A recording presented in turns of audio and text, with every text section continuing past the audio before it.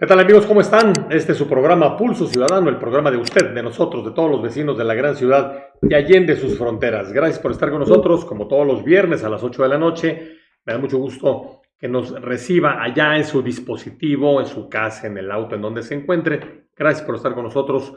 Y bueno, pues hoy tendremos un programa interesante. Vamos a hablar acerca de este concepto que usted seguramente lo ha escuchado mucho, cada vez más. La relocalización de empresas, ¿no le suena? Relocalización de empresas. Bueno, quizás le suena más el nearshoring porque es de lo que se habla más en los medios de comunicación y es precisamente ese tema específico para el que hemos invitado el día de hoy al licenciado Alejandro Solís Cruz a platicar con nosotros. Bienvenido, estimado Alejandro Solís. Gracias, Luis. Es un placer estar aquí con ustedes para tocar un tema tan interesante y tan importante para nuestro país. Exacto. Usted ya lo conoce, Alejandro ha estado con nosotros en muchos programas, casi siempre a través del Zoom, la plataforma Zoom. Hoy está aquí de manera presencial, eso nos da mucho gusto. Y bueno, podríamos leer el currículum de Alejandro, pero es un poco larguito, así que vamos, si me autoriza él, a limitarnos a decir que es licenciado en Economía por la Escuela Superior de Economía del Instituto Politécnico Nacional. Ha ocupado diversos cargos en diversas instituciones, también de la sociedad civil, en diversas organizaciones de la sociedad civil. Y bueno, pues a final de cuentas es un analista político y económico que entiende muy bien estos fenómenos que se están dando hoy en día y que para algunos críticos incluso, pues ya vamos atrasados en esta relocalización de empresas, para otros pues estamos a tiempo. En fin, habría que analizar en relación con el TEMEC y las perspectivas que hay de este Tratado de Libre Comercio México, Estados Unidos y Canadá, cómo vamos y cómo están funcionando en este momento pues estas estrategias de las empresas para colocar sus industrias, sus fábricas, sus sucursales, podríamos decir de alguna manera, también en una zona fronteriza, en una zona cercana a esta que es una de las pues, zonas o regiones más importantes en materia de libre comercio a nivel mundial. México, Estados Unidos y Canadá, Norteamérica. Y bueno, qué mejor que sea Alejandro Solís el que nos hable al respecto. ¿Qué es, Alejandro, el nearshoring? ¿Qué es? El nearshoring es una posición, eh, en este caso podríamos hablar de geopolítica, porque esto no es una tendencia de largo plazo. Esto surge cuando Donald Trump, el expresidente de los Estados Unidos, decide regresar una buena proporción de la producción industrial estadounidense a suelo estadounidense. En ese momento inclusive nosotros peligrábamos porque trataba de hacer llegar o retornar de México a los Estados Unidos las 12 plantas armadoras que tenemos, 15 plantas que existen aproximadamente, y eso era una cuestión muy puntual porque la industria automotriz es una de las industrias estratégicas que le dan empleo, que también aportan a través del ISR al ingreso federal, que no es en parte de una parte tributaria y que no es un ingreso petrolero. Entonces eso es muy importante porque también de eso depende mucho nuestra industria de producción de polímeros en lo que viene siendo la industria de refinación, en términos de nuestra empresa estatal que es Pemex. Bien. Bueno, y eso nos deja ver la importancia que tenían las zonas económicas que en el sexenio anterior, es decir, al que corresponde al licenciado Enrique Peña Nieto, venía promoviendo esas zonas económicas especiales que iban a dar precisamente entrada y toda esta política que ha habido de reacondicionamiento, mejoramiento, mantenimiento de puertos, por ejemplo, ya se venía estableciendo porque a partir del NAFTA que se firmó en 1994, la proporción de estados de la República que están participando en el modelo exportador es creciente, al grado tal de que hoy casi no existe una sola entidad federativa que no esté involucrada en la producción de exportación. Pues ya necesitábamos varios puntos de salida. Entonces, todas estas cuestiones de darle vida al aspecto de infraestructura ferroviaria y también de carreteras ya era parte del diseño de la política económica e industrial de este país. No nace con la administración pasada que lideró el licenciado Andrés Manuel López Obrador, pero sí complementó. Recordarás, por ejemplo, el Arco Norte, recordarás todo este aspecto de darle una funcionalidad diferente a proyectos que en un momento dado se veían muy ambiguos, Sí. como el aeropuerto Felipe Ángeles, pero si gustas podemos irlo subdividiendo en temas un poco Sí, más específicos correcto. para que nuestra audiencia, escuche exactamente cuál es y por qué lo que se proyecta Sí. no nace en el sexenio pasado, se complementa en algunas ocasiones Por y en supuesto. otras puede hacer una variante que puede ser ambigua o no. Y eso depende mucho de las nuevas elecciones en Estados Unidos, por ejemplo. Bueno, hay factores endógenos y exógenos, internos y externos, y precisamente uno de esos factores ha sido la falta de planeación, ¿no? O sea, muchas veces por falta de planeación, pues en el camino las diferentes administraciones van remendando, van poniendo allí parches, van tratando de ajustar las cosas, pero yo pienso, no sé, salvo tu mejor opinión, mi estimado Alejandro, que ha hecho falta mayor planeación en el desarrollo económico del país. ¿Qué opinas tú? Así es. Nosotros tenemos una política urbana que le va dando un cierto valor a las comunidades que tienen menos de 2.500 habitantes, más de 2.500 habitantes, hasta llegar hasta las grandes zonas metropolitanas. ¿Por qué ha hecho falta planeación? Porque ha sido una de las líneas más difíciles de mantener con los cambios económicos globales que se han dado. No teníamos, por ejemplo, una planeación referida a cómo iba a impactar el euro en su momento, los mercados internacionales y cómo nos iba a afectar en términos de un beneficio directo o un indirecto, cómo se comportaría el dólar y qué situación repercutiría con la reforma financiera de 2013 en la actual apreciación o en el periodo que puede ser coyuntural de apreciación del peso que llegó hasta los 15.85 y que ahora está fluctuando entre los 20 pesos. Pero todo eso define que no tenemos o hemos abandonado como país la situación de analizar el impacto en los mercados financieros, que es el mercado de dinero, el mercado de productos, en un esbozo neo-keynesiano, pero muy prudente, porque no solamente está el mercado de bienes y servicios, sino también la proporción del Producto Interno Bruto de nuestro país, que por naturaleza del fenómeno se va terciarizando en los servicios. Entonces, esto... Explícanos un poquito eso, porque no todos somos economistas, ¿eh? Entonces, eso de que se va terciarizando, ¿qué es la terciarización? Hace tiempo se hablaba ya, desde hace mucho, yo recuerdo que se hablaba de este fenómeno y que era bueno, un fenómeno, no sé si bueno o malo, habría que analizarlo desde diversos ángulos, pero la terciarización de la economía, y algunos hablaban de la terciarización superior de la economía. A ver, ilústranos un poquito para los que no somos tan expertos en estos temas, pero que vale la pena que nos digas, por favor. Ok, la relación entre lo que llamamos mercado de dinero, que significativamente lo representan bancos, instituciones financieras no bancarias, la bolsa de valores de cada país, por un lado, y la política monetaria que lleva a cabo, en este caso Banxico, en relación a los agregados monetarios, como cuál es la base monetaria, el dinero que se usa para hacer inversiones en determinados instrumentos financieros y que se van haciendo muy complejos hasta lo que llamamos cuasi dinero. Es decir, no es exactamente dinero, pero tiene mucha liquidez y es solvencia para los tenedores, ya sean instrumentos referidos a acciones, sus similares que replican su comportamiento, pero también los bonos emitidos por el gobierno federal con objeto de manejar deuda, también con objeto de manejar la liquidez que hay en los mercados financieros, como los bonos breves que se utilizan para regular eso. Pero del otro lado, el mercado de bienes y servicios. Regularmente nuestra economía ha venido creciendo desde el NAFTA, se ha venido incrementando la producción de todo tipo de productos.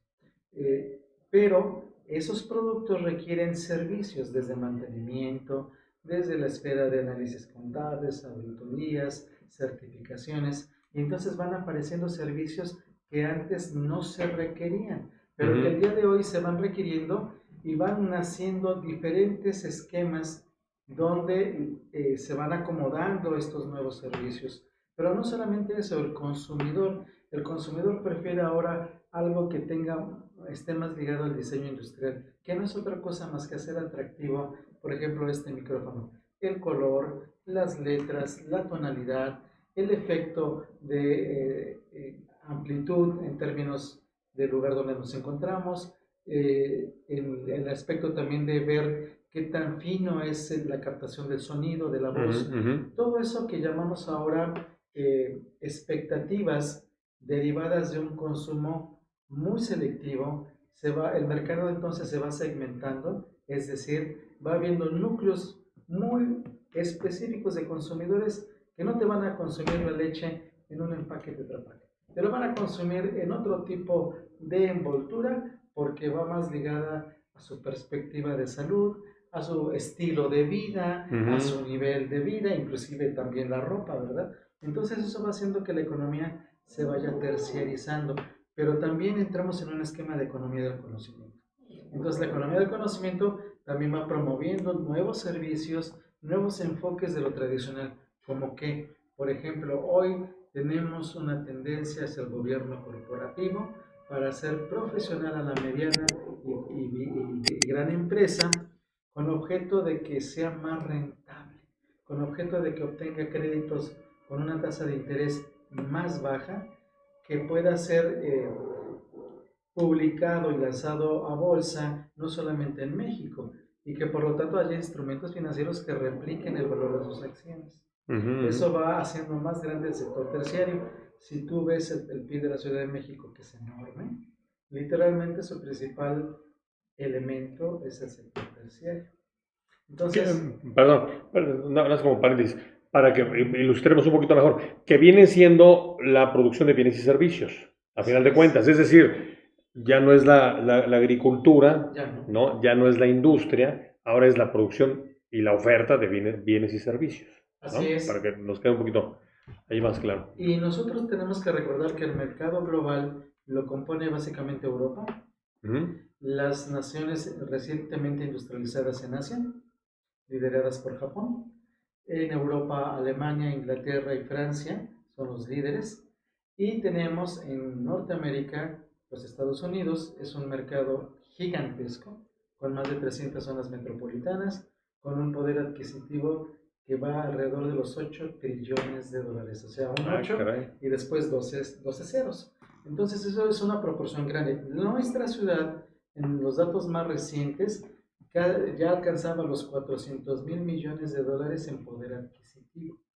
Entonces ese es el mercado internacional, incluyendo la parte de Sudamérica, que lo estaban liderando Brasil, en su momento Argentina, en una combinación, y Colombia. Pero vamos al punto. Para poder suplir todos estos mercados de consumo, lo que hacen las grandes corporaciones es ubicar lugares donde hay básicamente infraestructura de comunicación, recursos humanos formados en los niveles más agudos de análisis tanto lógico como analítico, y el tercero, que pueda hacerse en gran escala la manufactura. Ese es el éxito de China. Entonces, con estas diferencias geopolíticas que ha tenido el gobierno de Donald Trump en su momento y las ambigüedades del gobierno de Barack Obama, que también entró en una situación de cierta volatilidad, incluyendo el gobierno de Biden, se fomenta y se promociona la expectativa de integrar de una manera más formal al socio del sur, que es México, Sí. por la frontera de más de 1000 kilómetros que tenemos, y entonces la oportunidad de que todas las empresas que puedan cumplir con los estándares de calidad o nuevas empresas puedan integrarse al núcleo de ser proveedores de la cadena global. Porque ya no necesitas barcos, necesitas trenes, necesitas carreteras, necesitas avión, además de que la distancia se acorta mucho. Si todo esto se combina adecuadamente en decisiones oportunas, en una promoción correcta del gobierno federal en México, podría ser un boom todavía en este momento, porque las condiciones se están dando. Sí existe el riesgo de que China llegue a un acuerdo con los Estados Unidos. Y entonces una buena parte de lo que ya no se instaló pudiese regresar a China, porque ellos están reestructurando su economía precisamente para poder volver a tener ese auge económico. Claro, claro. Por supuesto. Bueno, pues muy interesante. Como dices, ya son temas también de geopolítica, que en un programa no nos daría tiempo de plantearlo siquiera, ¿no? Pero bueno, al final de cuentas, muchos que nos ven son microempresarios, empresarios de pequeñas o medianas industrias o fábricas o factorías, vamos a decirles. Recientemente, aquí en un programa, entrevistamos a varios personajes que participaron en un seminario de la Bolsa Mexicana de Valores que se llevó a cabo en el Club de Banqueros de México. Y precisamente hablábamos de esto, ¿no? Y de la apertura ahora de los mercados bursátiles para que pudiera haber inversión y participación de negocios, empresas ya pequeñas y medianas, ya no solamente las grandes empresas como anteriormente era. Y esto pues creo que ha venido revolucionando también la contraparte, ¿no? A final de cuentas, el que guste invertir, formalmente desde los 100 pesos pueden invertir. Entonces, pareciera que es un mercado inexplorado todavía, en ciernes, pero también inexplorado porque no hay todavía el conocimiento en toda la sociedad de cómo funciona, ¿no? Hay temor para también acercarse e invertir, porque también hay que decirlo, por ahí nos platicaban, ha habido fraudes, ha habido abusos de confianza, en fin. Entonces, ¿qué opinas al respecto, mi estimado Alejandro Me Soler? parece que estamos en un momento crucial del sistema, porque no hemos escuchado mucho de los mercados hispanos. Entonces, los mercados hispanos tendrán en este momento muy consolidado un consumo de casi 2 trillones de dólares. Eso aunado a que es un consumo que enorgullece el Made in Mexico o el hecho en México. Eso sí puede incentivar adecuadamente con una coordinación entre las cámaras y las cámaras de comercio en Estados Unidos del mercado hispano con el gobierno federal para ver el potencial de proveeduría. Eso sería muy interesante para los nuevos jugadores que intentan integrarse a esas cadenas de valor. Por el lado de la integración financiera, me parece que sí habrá que explayarlo mucho más. No solamente están los instrumentos como los ETFs, también están los instrumentos de seguros de inversión, entre otros, que son muy nobles, que son generosos en el retorno. Después, claro, en el mediano plazo de 4 a 5 años, es un ingreso interesante que además ya paga impuestos, no necesitas estarlo escondiendo. No hay que llevárselos a paraísos fiscales, por favor. Pero eso, bueno.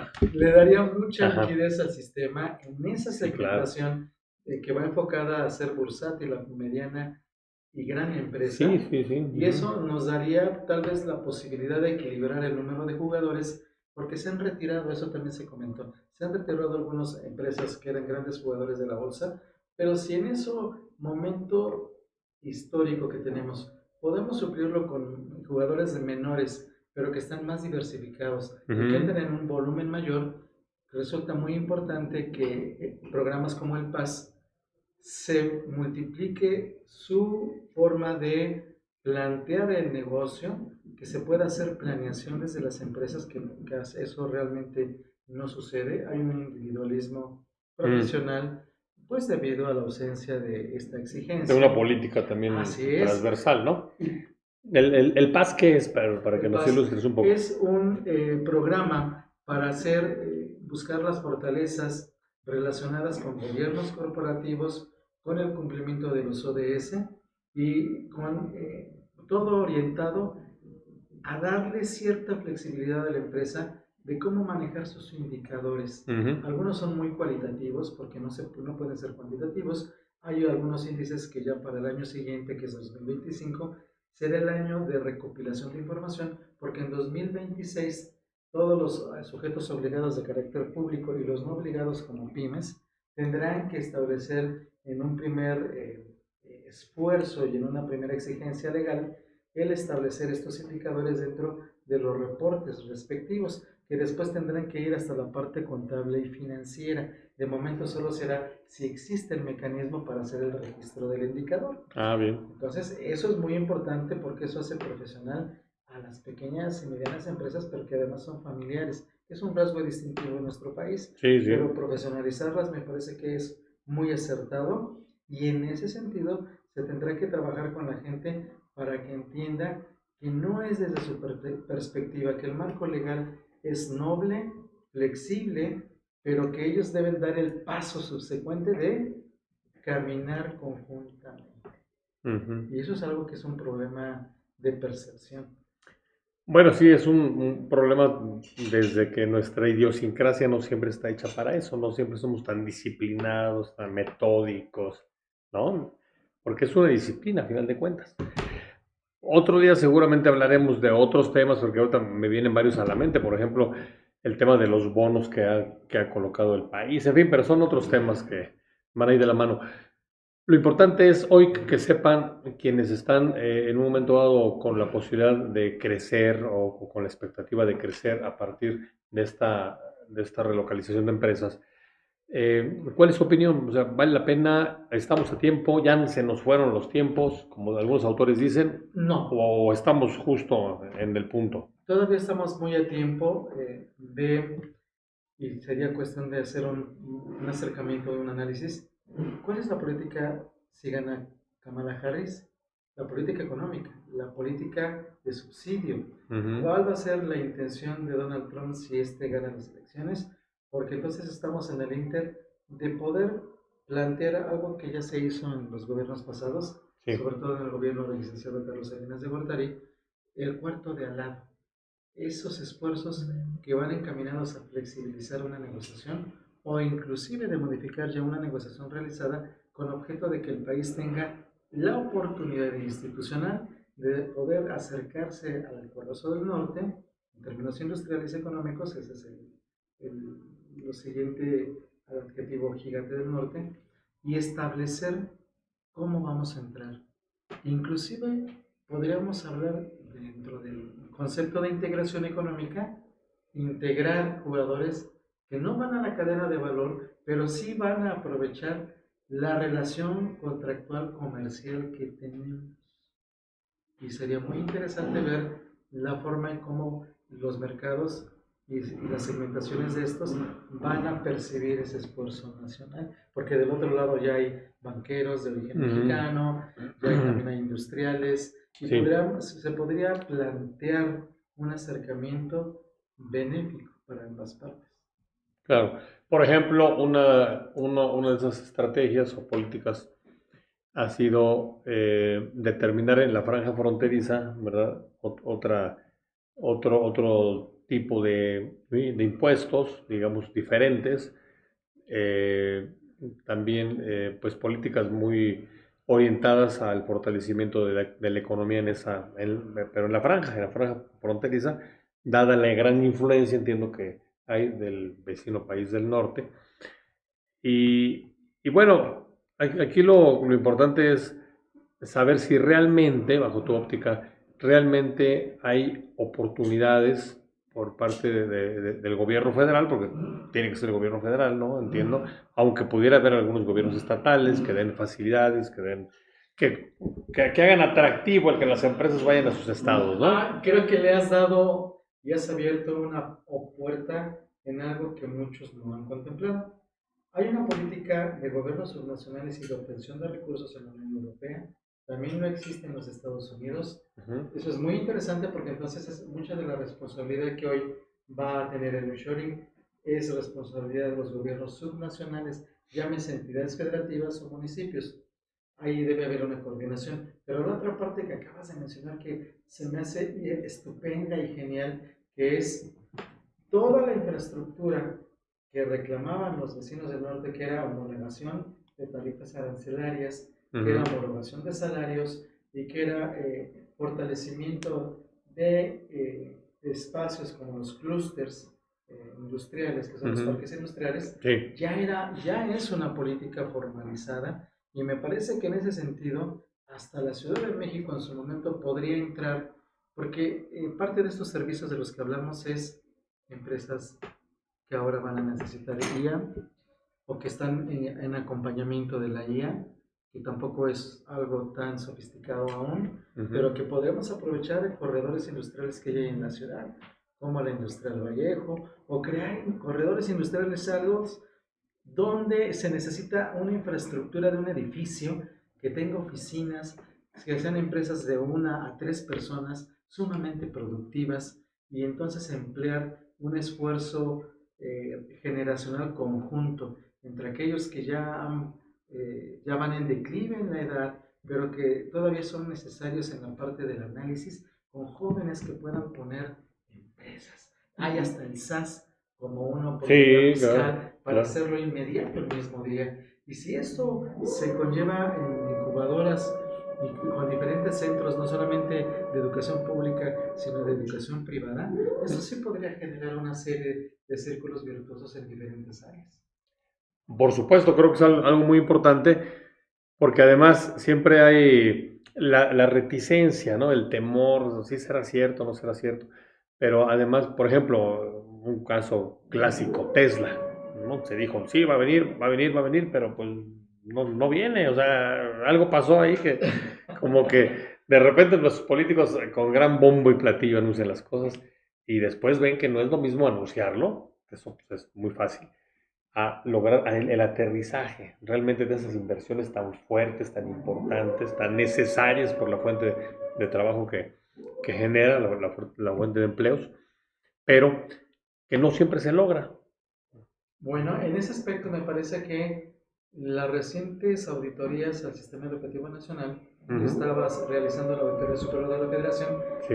pudiesen aplicarse para formalizar y hacer legitimizar a los centros tecnológicos regionales porque se está combatiendo la corrupción. Pero por otro lado, le estás dando nuevamente vida al sistema educativo nacional. Y eso en términos de poder establecer una política educativa que va de la mano de la industria y poderle decir a este inversionista que tenemos los recursos humanos ya calificados, que ya están o egresados o egresando, para poder contrarrestar las opciones de subsidio que seguramente Donald Trump va a establecer a las diferentes industrias con objeto de relocalizarlas, pero dentro del suelo estadounidense. Pero si nosotros también manejamos la parte de apreciación o depreciación del peso, que es una espada de dos filos, poder ir más unido a esta política formal y establecer las prioridades, podríamos hacer el contrapeso requerido para que la inversión termine aterrizando. Claro.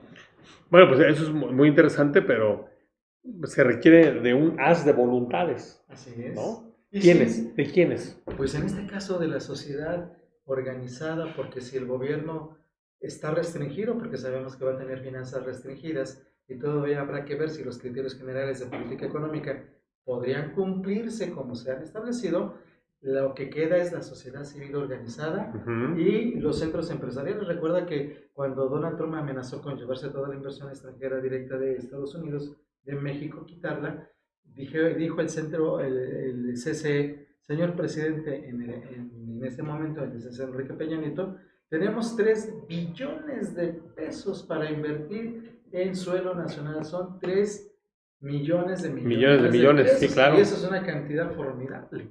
claro. Entonces, por supuesto que tenemos el recurso y sí necesitamos crear los foros para que la gente que decide, ya sea en nuestro país como del otro lado, entienda que hay gente interesada en que esto sea un éxito conjunto. Bien. Ahora, viene un empresario que nos esté viendo, pequeño, mediano, quiere a este ritmo de las nuevas perspectivas del TEMEC, la revisión del TEMEC, incorporarse de alguna manera el terreno de los hechos en la Secretaría de Economía, en Hacienda, en el SAT, por supuesto. ¿Ves que hay condiciones? ¿Hay flexibilidad? Por supuesto, ¿Hay buena empatía? por ¿Sí? supuesto, lo que hace falta son asesores, Ujú, asesores que digan adecuadamente y no es comercial. Por ejemplo, BBV tiene una serie de financiamientos a capital de trabajo, a liquidez para cerrar contratos. Eso ujú. puedes ver cómo va a intervenir Nacional Financiera para estas operaciones de segundo piso, qué tipo de aval va a ser Nacional Financiera, cómo se proyectan la dinámica de estas formas de financiamiento. Eso también involucra un estudio serio y formal de mercadotecnia de las empresas que se van a involucrar para que no generen una deuda impagable y para que no Ujú. quiebren, ¿verdad? Entonces sí, por supuesto que esto no solo es voluntad política pública, sino voluntad política privada, que es el ciudadano que tiene el perfil y que puede realizar esto, involucrarse de esta manera más directa. Claro, perfecto. Me quedo, Alejandro, el tiempo se nos está yendo como agua. No sé, seguramente va a haber comentarios, va a haber preguntas, etcétera, pero al final de cuentas, ¿qué le recomiendas tú al microempresario, que todavía no es pequeño ni es mediano, pero qué le recomiendas para que no truene, no quiebre el negocio al año o a los 2 años, como la mayoría de las microempresas Ok, sucede? aunque sea de una forma rústica, porque no podemos hablar de una planeación de nivel corporativo de alta dirección, Ujú, va a tener que realizar él con alguien que tenga el perfil de contador, primero armonizar sus cuentas. En palabras más coloquiales, darle orden a cómo se comportan sus cuentas. Sobre todo se utiliza lo clásico, caja, bancos, proveedores, inventarios.